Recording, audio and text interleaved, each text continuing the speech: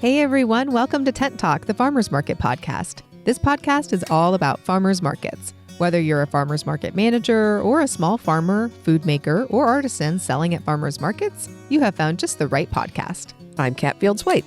And I'm Bridget Myers. We're longtime farmers market managers, educators, and consultants. Get ready to catch up on all things farmers market pros with us. Today, as a wrap-up to this month's series on marketing methods, we're sharing an exclusive excerpt recorded live at Intense the Farmers Market Conference 2025 in March.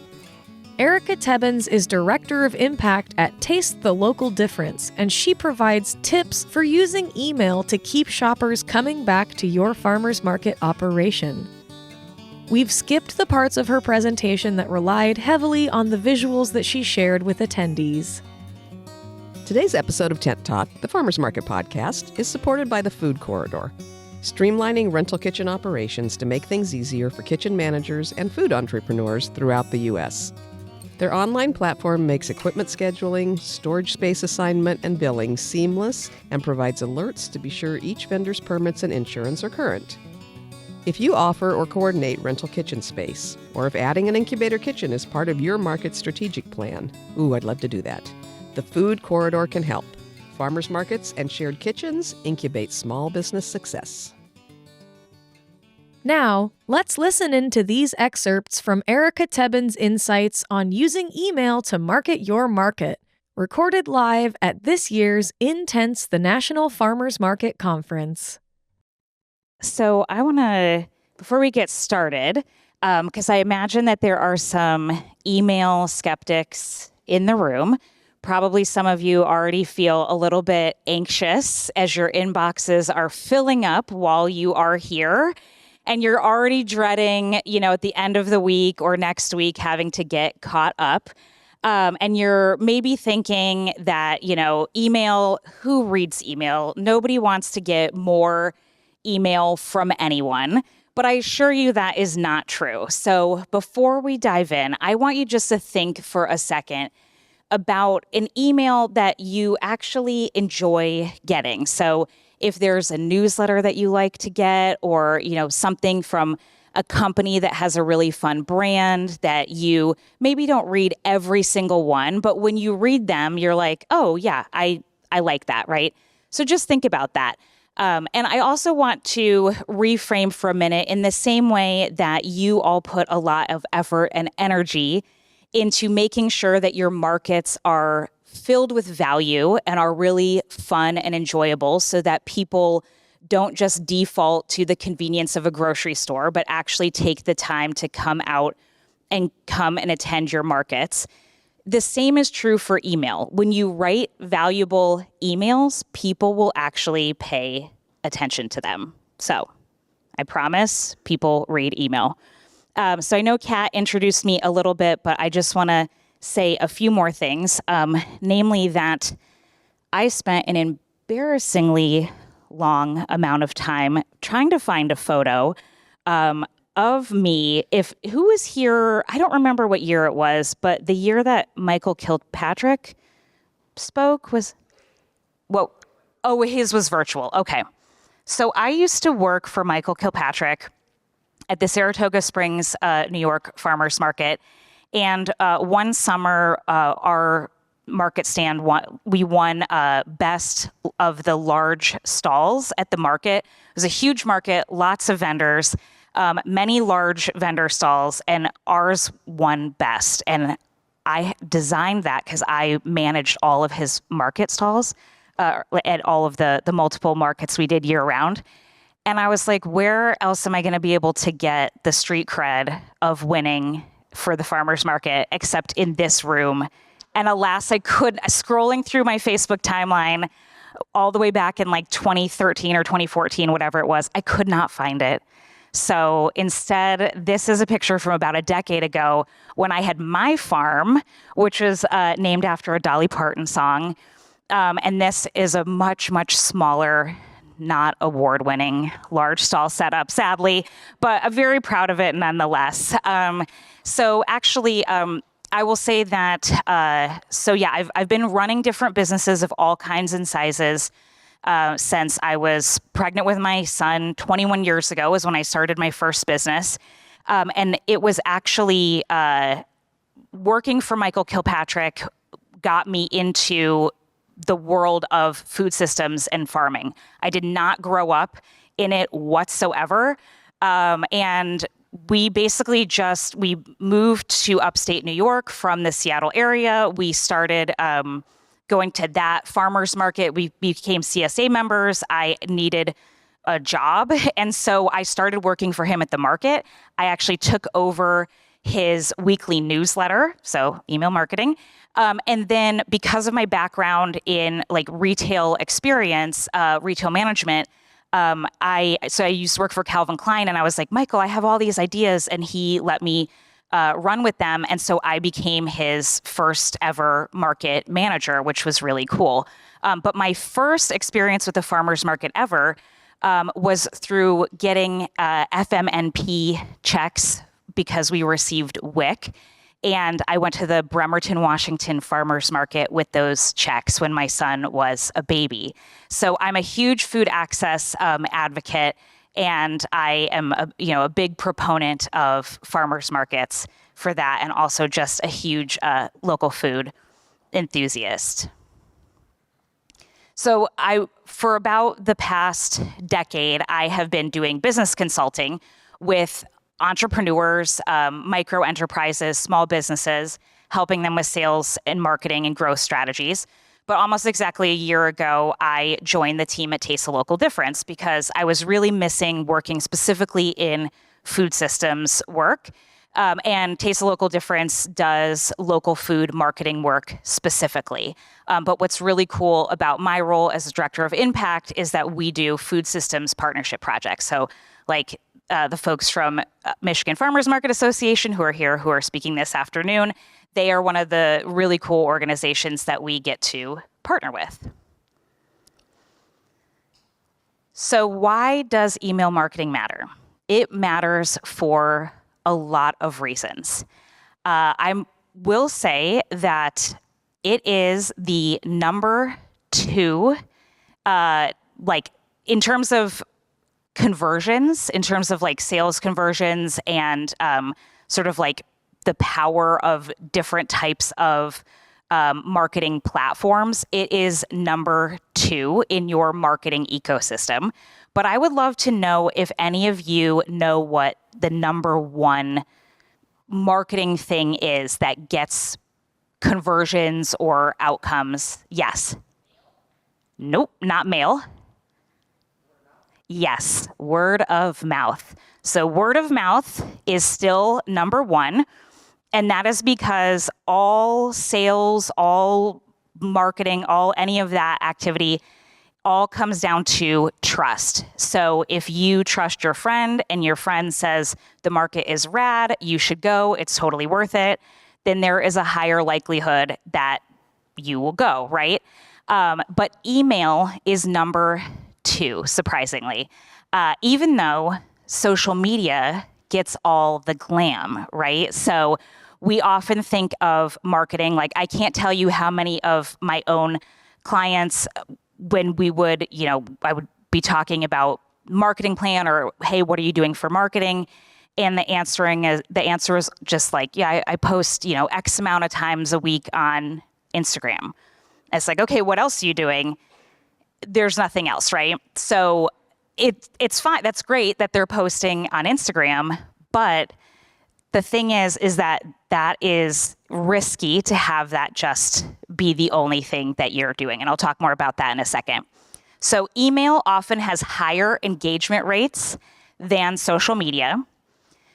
You get to have direct communication with your vendors and your shoppers. And just FYI for everyone, like everything I'm going to be sharing today applies whether you are a market manager or a vendor. So I'm going to I have some examples that are more specific to market managers, but we will easily adapt it for vendors as well. But you get that direct communication. You can really increase your market attendance and your vendor retention, and you get to build long-term relationships. Because unlike social media, email is that direct line of communication between you and the person on the other end of it. So here is the other thing that is not there, but you probably already know it.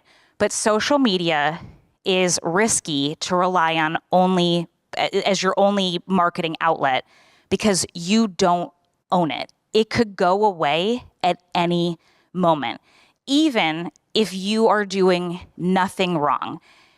Now that there are AI like crawler bots that do the monitoring of accounts and everything, it has happened more times than I can tell you that people's accounts will get hacked or they'll get pulled down, and good luck getting a hold of somebody at Meta to get your account restored. So you could have all of that, you could do all of that work, and you could potentially lose it overnight. Now, social media is great. The Farmers Market Pros have the best social media, right? Their stuff is so great, it's so fun. So I'm not knocking social media, but just make sure you're not solely relying on it. The cool thing about email is that it is an asset that you own. It is a physical business asset with value that you own. So for instance, like for people who sell their businesses, if they have an email list, that becomes part of the value of the company because it is a business asset.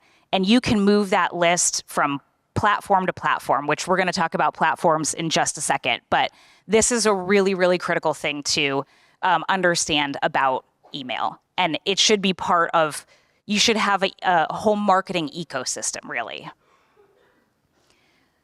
So let's talk tech before we go into what you're going to be sending. Let's talk about how you're going to be sending it. So we're just going to focus on one of the most common ones of Gmail, but this could also be, Hotmail or any of the other ones. I don't know if anyone's still using AOL Mail. It's not the late 90s anymore, so hopefully not, but you never know. So Gmail versus email marketing software, which we're just going to go by the acronym of EMS here.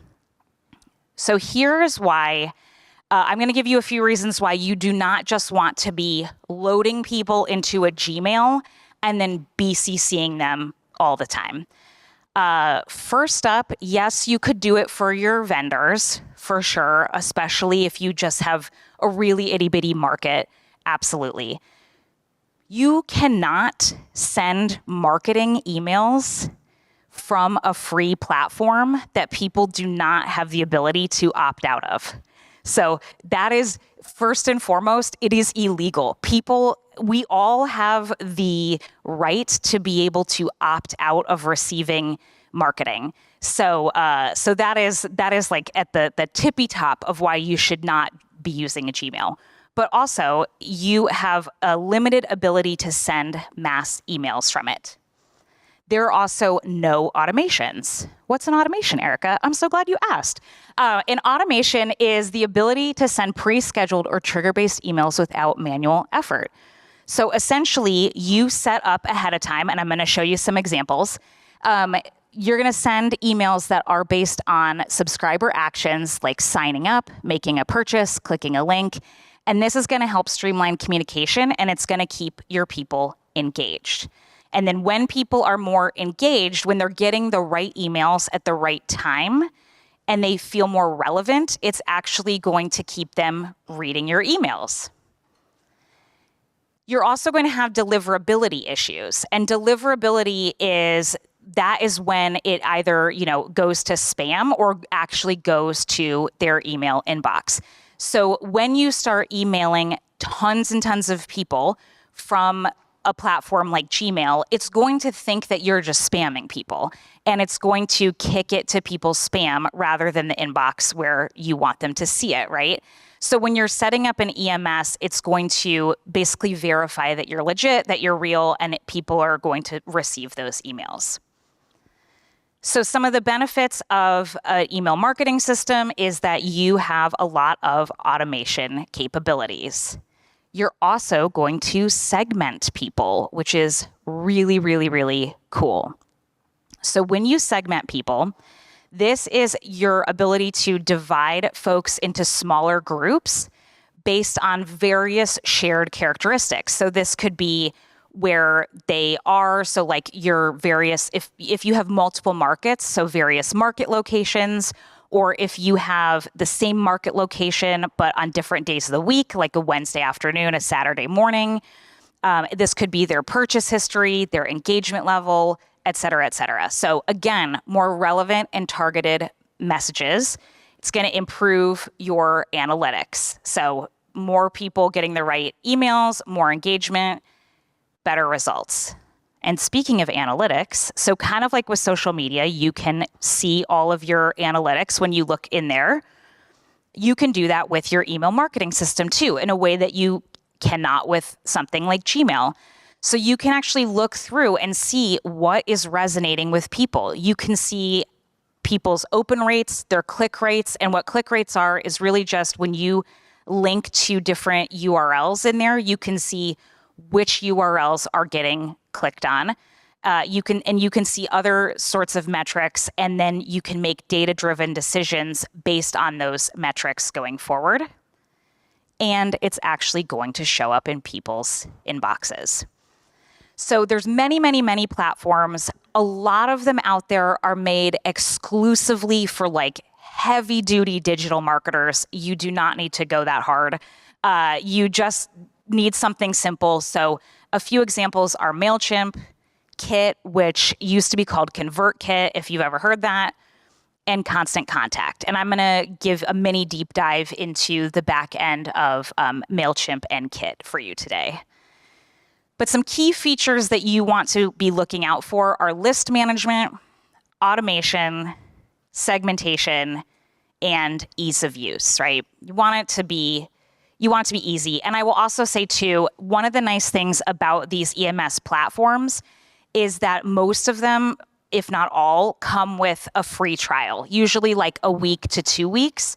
And a lot of them have like explanatory videos and different tutorials and things. So you can set aside some time, you can look through, you can try them out, you can see, tinker around for a little bit without having to pay anything, and then see what is going to work for you.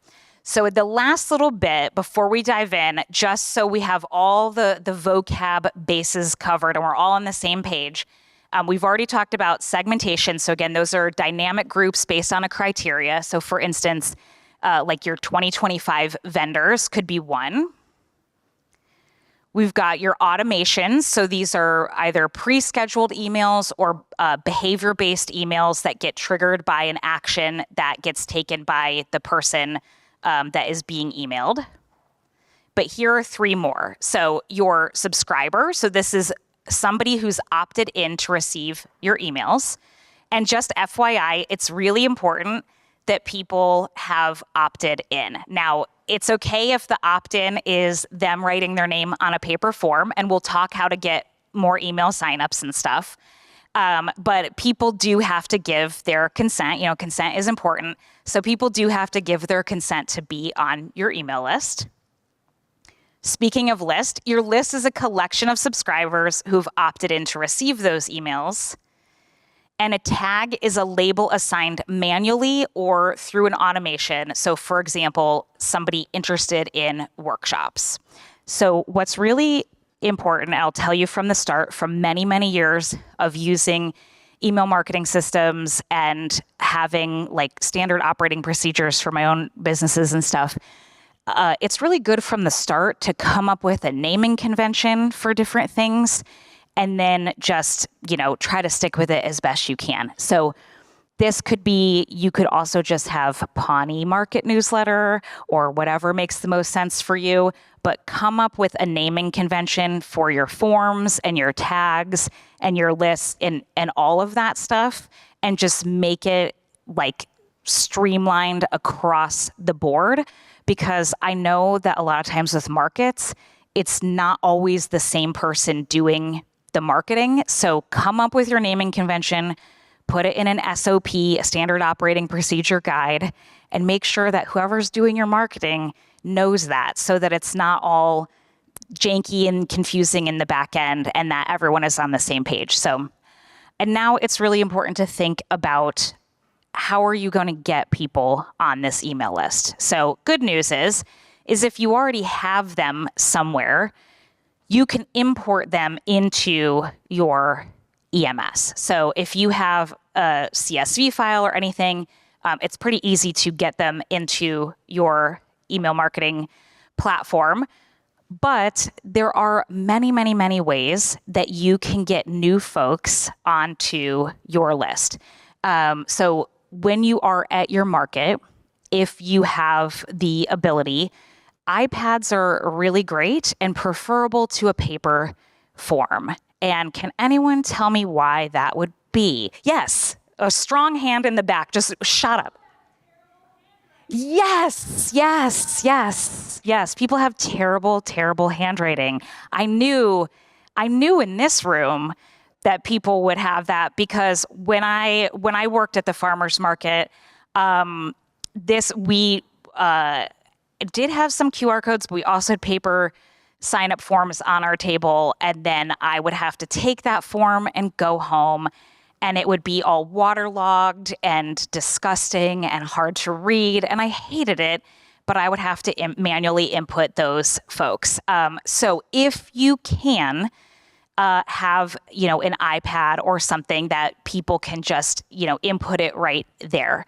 QR codes allow folks to do this obviously on their own and digitally put it in. And just make sure that you have a mobile-friendly opt-in page. So this right here is an example for a marketing tips newsletter from TLD. And essentially, one thing that is important to know is if you have it set up on a standalone page, you can just make it a page that lives on your website that is farmersmarketname.com/newsletter. And then just have it be its own mobile-friendly opt-in page that you're going to take that form, like that intense form that I showed you that you build in your EMS, and you're going to plunk it down right on the page and then make it really easy. And then you can go to a free QR code generator, or Canva has one, and you're going to make one of those, and then the QR code is going to link to that mobile-friendly opt-in page. One thing that I would recommend is that at your market, so in anywhere that is the entryway, the entry points, exit points, the market table, I'll talk about the info table in a second though, but other key places, maybe places that get that are heavy traffic areas, where people are definitely going to be walking by, make some fun branded laminated signs that people are going to notice, and stick those up with the QR code and letting them know to sign up for your newsletter. And that way it's going to help people to be able to get on your email list more easily. You can also add that any of those forms to your website. So if you have a website for your market, put that on your homepage. And you can usually in EMS forms, because you're probably thinking Erica, I've seen I've seen the opt-in form look different. Yes, because there are many different styles of those opt-in forms. There's the inline ones, there's the big chunky ones. There's all different types. So you can put those in different places on different pages of your website, and that way people will notice them and they'll hopefully opt in. So if you have a market table, and I imagine a lot of you do, where you probably hand out tokens and give other info, you know how when you're at a register and they ask you about their rewards program and all that jazz? Well, usually they're trying to upsell you on something, but you can do that too, but give them something better, your free newsletter. So while you are giving them information or tokens or anything like that, make sure that you're asking them hey, did you know about our newsletter?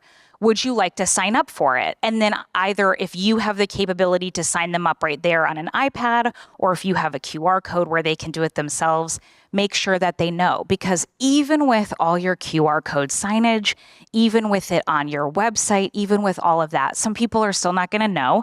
So make sure you tell people, okay? Make sure you tell your vendors to let folks know as well. And make sure if you're making collateral, like marketing collateral, like flyers or posters or anything that you're putting out in your community as well, you can also put that QR code on there so that people can get onto your newsletter. The options are endless, but make sure that people know about it. And they're going to want to know about it because it's going to be great. So I'm going to show you an example of a welcome sequence really quick. This is another visual automation.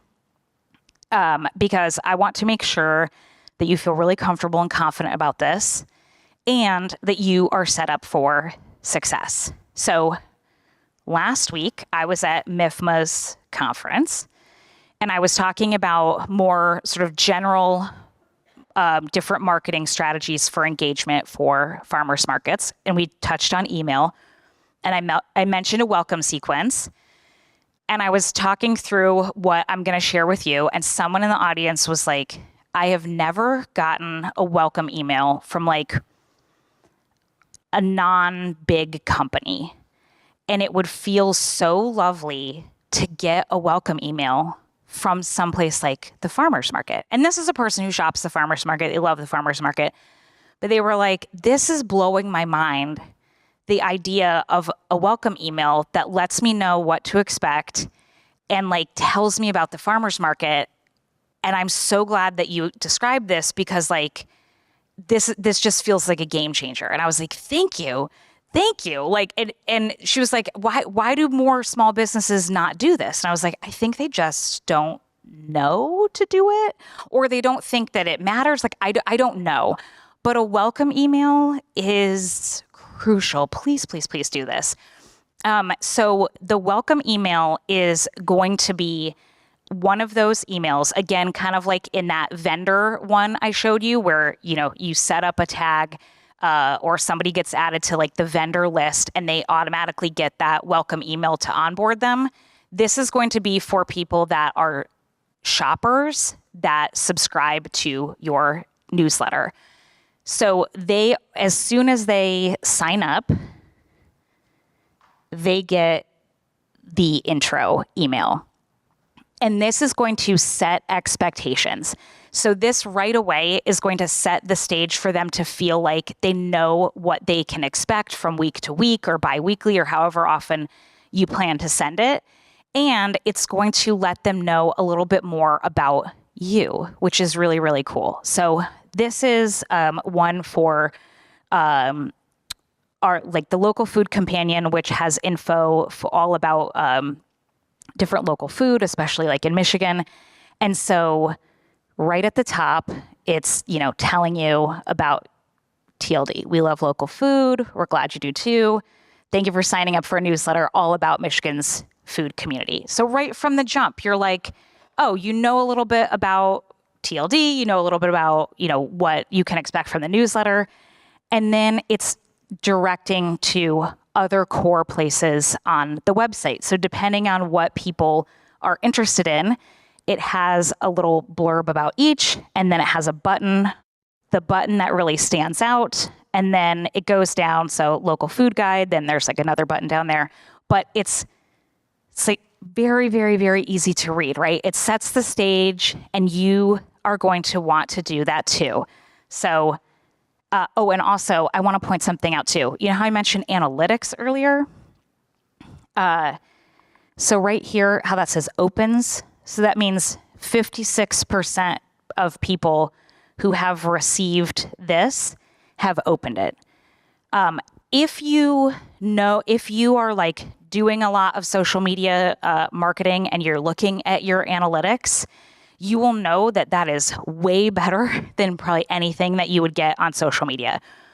Even for people who love you on social media, who love to follow you, who are raving fans, With social media, you are still relying on the fact that they open their app that day, that they happen to scroll far enough, that they see your stuff, that the algorithm moves it into their feed, all of that. So this is why people get so frustrated when they're like, I have all these followers, but like only this small fraction of people ever see my stuff or engage with it. That is very, very, very normal for social media. You will always only have a small fraction of folks interacting with your stuff. It's just the nature of the beast. But with email, it is much, much higher. So some content ideas, right? So for your market or for your business, right? So what you can have in that welcome email, have key dates. So have a link that goes to the event page on your website, but you can point out a few key events. So maybe you have like your most popular events listed with the dates, and then a button like on that last page. I'll go back one. Like have a nice, utilize those buttons that are hyperlinked to say like view our events and have that link to your website. You can have another one that is all about your mission and that has a little blurb and then links to your about page. You can have info on if you have, you can talk about that you're going to have like special promotions for them, that every week you highlight the vendors that have submitted special promotions. If you have any like tips on making the most out of attending the market or where to park, or if there's going to be construction happening during a certain period of time or anything like that, you can put that in there as well. If you have information on like a double up food box or any of those things, right? You can have from the jump a nice overview, a nice lay of the land of, hey, here's what to expect, right? So really, really helpful for folks. And then lastly, just an example of an automated flow. So this is back to automation. So when people sign up, this is going to happen immediately, the welcome email, because this is an action-based automation that you've preset. And then let's say that you are sending your market reminder newsletter like 1 to 2 days before each market. This is a timed-based automation that is preset. And the cool thing about certain automations, especially like the ones that you are sending to vendors or things like that, is that you can really work ahead a lot. You can have, if you have templates, you can preset these like weeks in advance and then just update during the current week the things that need to be updated. But you can preset and schedule all of the rest of the content, which is also a really wonderful time saver. So last thing, what should you include in that weekly newsletter? Sort of similar to the overview, like think about in what you put in the what to expect. You want it to match up with what you told them what to expect, right? So if you have vendor highlights, a product of the week, or you allow your vendors to submit, promotions, recipes, upcoming events, if you put out, survey links or a feedback form, parking info, payment reminders, any of those things. You certainly don't have to do all of this, but I just wanted to give you several ideas. And then one other thing to think about, I know I've said the word template several times, but in pretty much every email marketing platform, there are templates that you can utilize. So when I took over Michael's newsletter, we had a template. We were using MailChimp at the time. We had a template, and essentially what it would have was we would have info for our CSA members. We would have a recipe of the week. We would have any like event info, anything that was coming up, and then a spot at the top for Michael to write like a blurb about what had happened that week on the farm. And then we had photos from the week down below. So it was very easy, even though I lived an hour and 15 minutes away from the farm. He would tell me, okay, this is like the set item that's going to be in the CSA. So I would find a recipe that would match up with that. And then I would populate any other information that I already knew. And then he would send me his blurb and he would get me photos. I would put it in. I would send it out. It was very simple. This is going to save you a ton of time every week. So you're not starting from scratch. With your email marketing system, you can literally duplicate things. You can duplicate and then modify forms. You can duplicate and modify automations, emails, et cetera, et cetera. So again, it's going to just speed up this whole process for you. It's going to create a lot of consistency for your recipients. So they're going to know what to expect week to week, which is going to be really great. Again, it's, if it's pertinent, if it's relevant, they're actually going to care. And then again, when you have your volunteers, it's easy for other folks to step in, right? When they don't have to figure out from a blank page, what the heck am I supposed to put in here? It's a lot easier to have somebody step in and just take over and do that for you, which is really, really, really great. Don't forget to include strong CTAs, which are calls to action. So those are things like, if you're having an event coming up that you need registration for, like register here or sign up here or click here for the recipe, things that are just very clear and direct so that people know what to do. And it's really helpful if you use those buttons versus just like a million embedded hyperlinks with huge walls of text because people skim. And so it's harder to see when it's tons of like just text all running together. So make sure it's broken up and easy to kind of skim through in different sections with those buttons. And so definitely whatever you can do to simplify this, make it as easy as possible for yourself. So as we wrap up here, just some reminders. Choose that email marketing system that is going to fit your needs first and foremost. Segment your list for better targeting. Make signups easy and digital. Automate when possible. And put out consistent high-value content with strong CTAs. And remember, even if people are not reading the full email, simply the fact of somebody getting that email in their inbox and seeing the subject line and seeing market this weekend or market reopens this weekend or such and such event at the market this weekend, that alone will prompt people to remember, oh yeah, the market's happening, and will boost your attendance because they will see it, they'll remember that it's happening, and then they'll put it on their calendar and they will attend. So they don't even have to read the whole email. Even just that subject line, even just getting it, seeing it there in their inbox, which they will because you'll be using an EMS. You're not necessarily just relying on an IG post and the algorithm. It's going to help you a ton. Thanks for listening today. And big thanks to the Food Corridor for making things smooth and easy for rental kitchen managers and food entrepreneurs throughout the U.S., and for supporting Tent Talk, the Farmers Market podcast. Find more information about their services by clicking the Food Corridor logo on the resource page at farmersmarketpros.com. Please leave us a review on your podcast app or wherever you listen to Tent Talk. Let us and others know how you're enjoying the podcast. Be sure to subscribe so you don't miss the next episode of Tent Talk. Connect with fellow Farmers Market folks in our private Facebook group, the Farmers Market Pros Community, and follow us on Instagram at Farmers Market Pros. Find online education and other resources at farmersmarketpros.com. Tent Talk is brought to you by Farmers Market Pros, where passion meets profit. Tent Talk is hosted by Kat Fields-White and Bridget Myers and produced by Leandra Hayes, with original music by David Mead. Tune in next week for another great episode.